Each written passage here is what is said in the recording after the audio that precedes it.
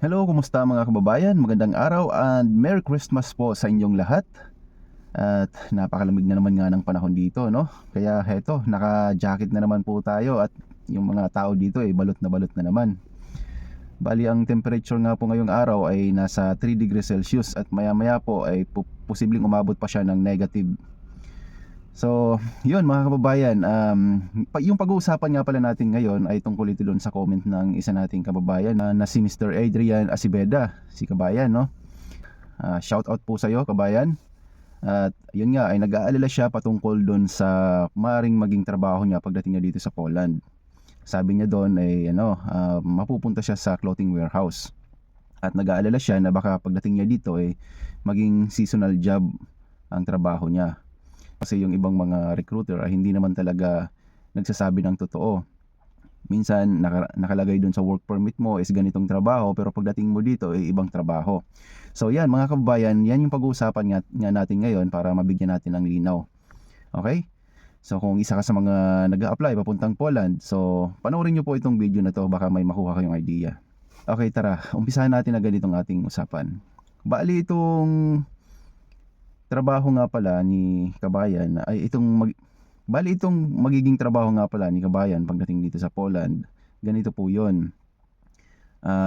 Marami kasing mga warehouse, mga clothing warehouse dito sa Poland na kadalasan ay for seasonal job lang. So hindi naman talaga siya nagraran ng ganun katagal.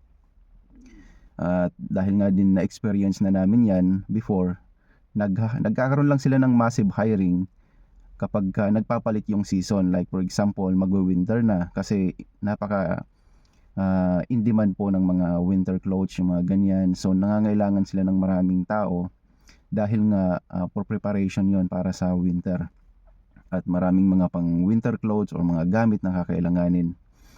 Okay? At ganoon din po kapag magsa-summer na, so nagpapalit na naman po sila ng mga gamit at talagang kakailanganin na naman nila ng maraming tao.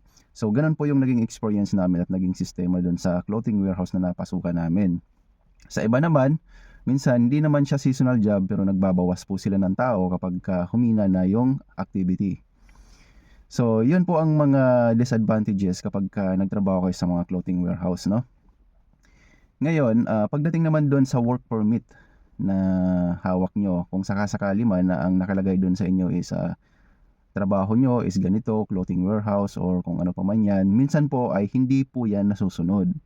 At pagdating nyo dito sa Poland, kadalasan ay pa-expire na rin yung working permit nyo, kaya hindi na po talaga ginagamit yan.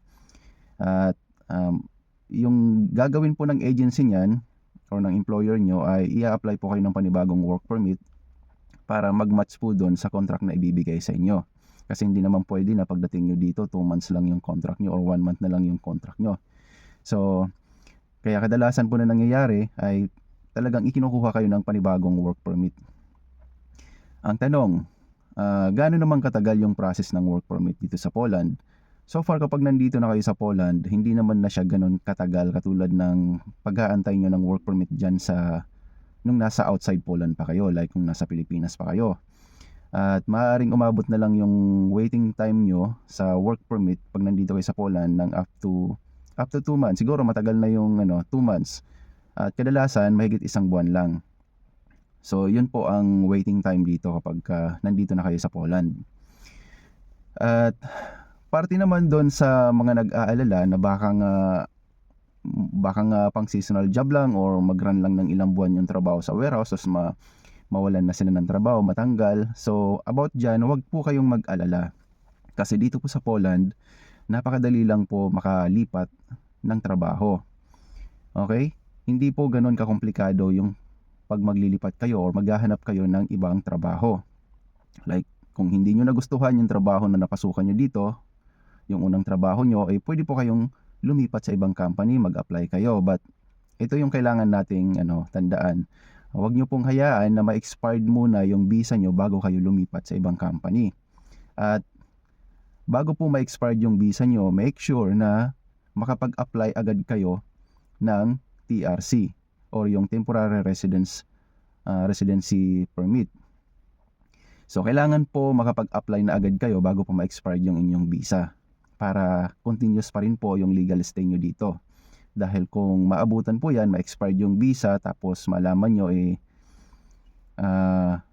hindi na pala kayo i-renew or hindi na pala kayo tutulungan ng company para i-apply ng panibagong ng TRC or TRP. So maaari po kayong ma-deport kasi magiging illegal stay na kayo dito. So ang pinakamabisang gawin po, mga kababayan, kung ano mang hawak nyong working permit, hayaan nyo lang po.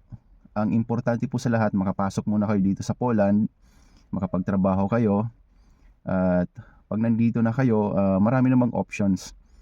Basta yun, make sure bago po ma-expire yung visa na hawak nyo, kailangan makapag-apply na kayo ng temporary residence permit.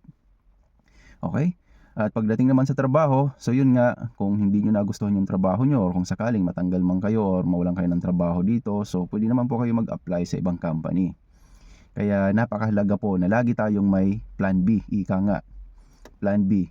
But first, kung kayo papunta pa lang sa Poland, wag po muna kayo mag-alala na baka mawalan kayo ng trabaho pagdating dito or mahirapan kayo dahil so far, based on our experience dito, hindi naman po ganun kakomplikado as long as meron ka pong hawak na valid visa or either nakapag-apply na po kayo ng temporary residence permit. Okay? So, yun lang mga kababayan. Sana ay nakapagbigay tayo ng impormasyon or sana ay nakatulong sa inyo itong video na to. At kung bago ka lang po sa ating YouTube channel or sa ating Facebook account, mag-subscribe lang po kayo at itapang notification bell para lagi po kayong updated sa mga susunod pang informative video.